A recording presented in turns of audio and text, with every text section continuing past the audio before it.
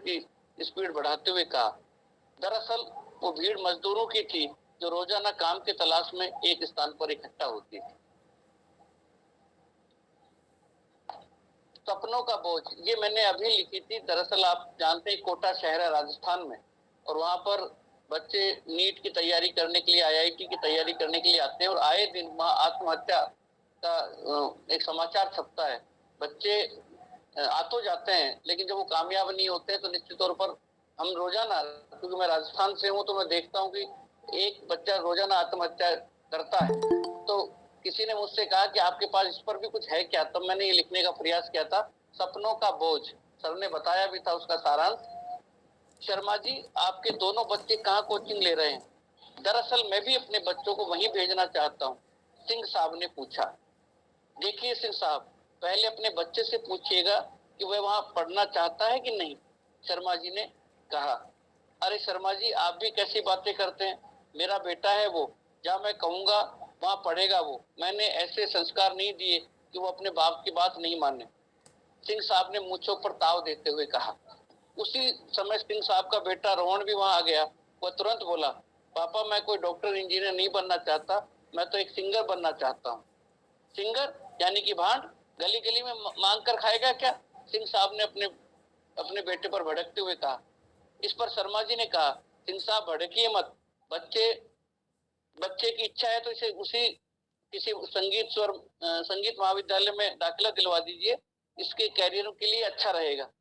वाह शर्मा जी वाह, आप अपने बच्चों को बाहर डॉक्टर इंजीनियर बनाने के लिए बड़े बड़े इंस्टीट्यूट में भेजने की तैयारी कर रहे हो, और मेरे बेटे को? सिंह साहब ने उलाहना देते हुए कहा। सिंह साहब, आप गलत सोच रहे हैं मेरे बारे में। दरअसल मेरे कहने का मतलब है कि हम अपने सपनों का बोझ अपने बच्चों पर नहीं डाल सकते। इनके लिए अपने सपने होते हैं। फिर भी 2 महीने पहले ही वह इंटर स्कूल सिंगिंग कंपटीशन में प्रथम आया था। तब आपके चेहरे पर कितनी खुशियां थी, शर्मा जी ने उनको समझाते हुए कहा। उसी समय सिंह साहब की नजर मेज पर पड़े अखबार पर गई, जिसके मुख्य समाचार को पढ़ते ही उनका मन पसीज गया और धीरे से बोले, शर्मा जी, आप और मेरा बेटा रोहन ठीक कह रहे हैं। मैं अपने बेटे को अपने अपने सपनों के नीचे नहीं दबने दूंगा। उसे अपने सपनों को साकार करने का मौका दूंगा, उसे खोने का नहीं। दरअसल अखबार में कोचिंग सेंटर में हुई आत्महत्याओं की खबर छपी हुई थी। वाह, बहुत बढ़िया, बहुत बढ़िया। भला आदमी, ये भी लीक से हटकर लघु कथा है। प्लेटफार्म नंबर 1 पर पहुंचते ही सुभाष बाबू के कानों में उद्घोषक की आवाज पड़ी। दिल्ली की ओर से आने वाली और अहमदाबाद को जाने वाली गाड़ी संख्या 2376 अब 1 नंबर प्लेटफॉर्म पर आ रही है। जिन यात्रियों को इस गाड़ी में यात्रा करनी है वे कृपया करके प्लेटफार्म पर पहुंचे। अरे बड़ी मुश्किल से तो 1 नंबर पर पहुंचा था, अब 8 पर पहुंचना पड़ेगा। मेरी तो सांस ही फूल गई, सुभाष बाबू बड़बड़ाए। उसी समय उनकी दृष्टि अधेड़ उम्र के एक कुली पर पड़ी। कुली, हेलो कुली। हाँ बाबूजी, कहिए, कौन सा सामान उठाना है? कुली ने नजदीक पहुंचते हुए पूछा। सुभाष बाबू ने कहा, सामान वामान तो कुछ नहीं है, बस ये छोटा सा सूटकेस है, इसे प्लेटफॉर्म 8 तक पहुंचाना है। जी साहब, कुली ने कहा। पहले ये बताओ कि कितने पैसे लोगे? सुभाष बाबू ने पूछा।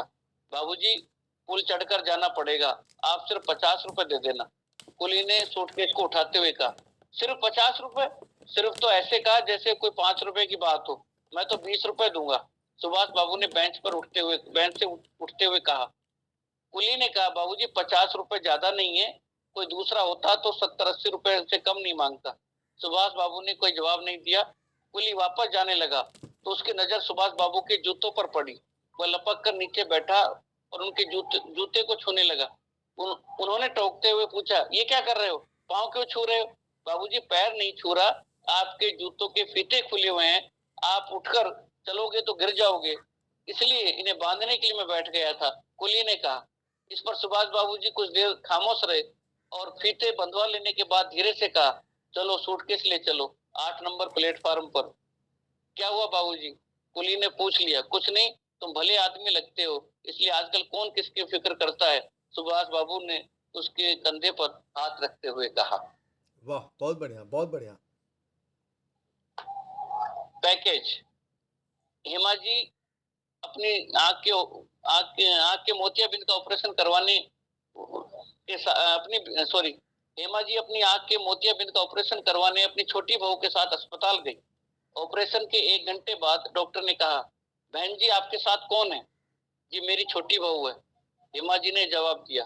छोटी बहू को समझाते हुए डॉक्टर ने कहा, देखिए आप अपनी सास की 1 महीने तक अच्छी सेवा करना। इनको मेहनत का काम या बाहर आने जाने का काम बिल्कुल मत बताना।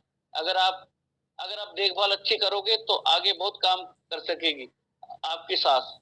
वो तो ठीक है डॉक्टर साहब, लेकिन आपने ऑपरेशन का पैकेज बताते वक्त कहा था कि ऑपरेशन छोटा सा है, 1 दिन बाद छुट्टी मिल जाएगी, लेकिन आपने तो बजट बढ़ा दिया। बजट बढ़ा दिया? मैं कुछ समझा नहीं। पैसे भी मैंने उतने ही तय किए थे जितने आपको ऑपरेशन के समय बताए थे। डॉक्टर ने आश्चर्य से पूछा, अरे डॉक्टर साहब आपने 1 महीने का बेड रेस्ट जो बता दिया, अब इनकी देखभाल करने के लिए कम से कम 3,000 में एक बाई को रखना पड़ेगा कि नहीं? छोटी बहू हेमा ने उनको सुनाते हुए कहा।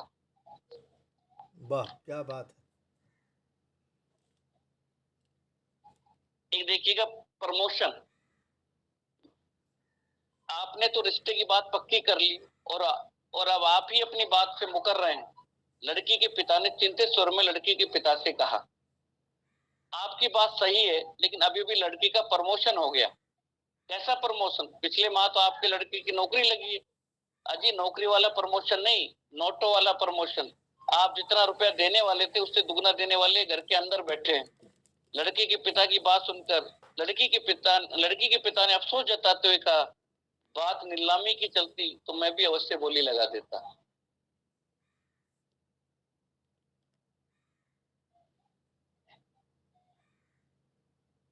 तो एक लघु कथा है कोड। कोड देखिएगा कि मनीराम जी बगीचे में घूम रहे थे। अचानक उनकी नजर अमरूद के पेड़ की तरफ गई। एक पका हुआ अमरूद नीचे की डाली पर लटक रहा था। मनीराम जी ने उसे तोड़कर जेब में रख लिया। घर पहुंचने पर पोते को आवाज दी, अरे चिंटू बेटा कहाँ है तू? दादाजी आवाज सुनकर दादाजी की आवाज सुनकर नन्हा चिंटू दौड़कर आया। अपनी जेब से अमरूद निकालते हुए बोले, ले बेटा तेरे लिए पेड़ का पका हुआ अमरूद लाया हूँ, ले खा ले। बाबूजी कितनी बार आपको टोका है कि आप अपने हाथों से चिंटू को कुछ मत दिया करो। आप अच्छी तरह से जानते कि आपको कोड की शिकायत है, बहू ने चिंटू से अमरूद छीनते हुए कहा। मनीराम जी खामोश हो गए और अमरूद अपनी जेब में वापस रख लिया। अगले दिन ये जो काल दोष था ना उसमें है ये जी सर ने कहा था कि काल दोष कई बार हो जाता है लघु कथा में। और यही है कि अगले दिन चिंटू ने कहा, मम्मी मम्मी टीचर ने पिकनिक के लिए 50 रुपए मंगवाए हैं, अपने दादाजी से जाकर मांग लो, मेरे पास खुले रुपए नहीं है। मम्मी ने सब्जी काट, नहीं मम्मी मैं उनसे रुपए नहीं ले सकता। चिंटू ने भोली से सूरत बनाकर कहा, क्यों नहीं ले सकता? वो मना थोड़ी करते हैं। चिंटू को बहलाते हुए मम्मी ने कहा, आपने ही तो कहा था दादाजी को कोड है। चिंटू ने तपाक से जवाब दिया। इसमें जी सुधार हो हाँ सकता है, ये रचना जी काल दोष में काल इसको दोष मुक्त कर दूंगा इस लघु कथा को। जी जी इसको थोड़ी थोड़ी सी बदलाव की जरूरत है। आपका अधिकांश हाँ लोग बिल्कुल। कथाएं इससे बची हुई है, तो लेकिन हाँ रचनाएं आपकी ये रचना अच्छी है आपकी, इसको हाँ थोड़ा हाँ सा। नहीं मैं कर दूंगा। मैं मानता हूँ, मैं स्वीकार करता हूँ जहां पर मेरे से कुछ त्रुटि हो जाती है ना, तो स्वीकार करने में कोई हर्ज नहीं है, क्योंकि बिल्कुल बिल्कुल हम जब अपनी संप्रेषण करेंगे किसी के सामने प्रस्तुत करेंगे तो निश्चित तौर पर उनको लगेगा कि नहीं, अगर मैं होता लेखक तो मैं ऐसे लिखता। आज बिल्कुल आप भी सुन रहे हैं ना, तो आप सबके जहन में आया होगा कि अगर ये मैं अगर इस लघु कथा को मैं रचता तो इस तरह से रचता। तो निश्चित तौर पर ये संभावना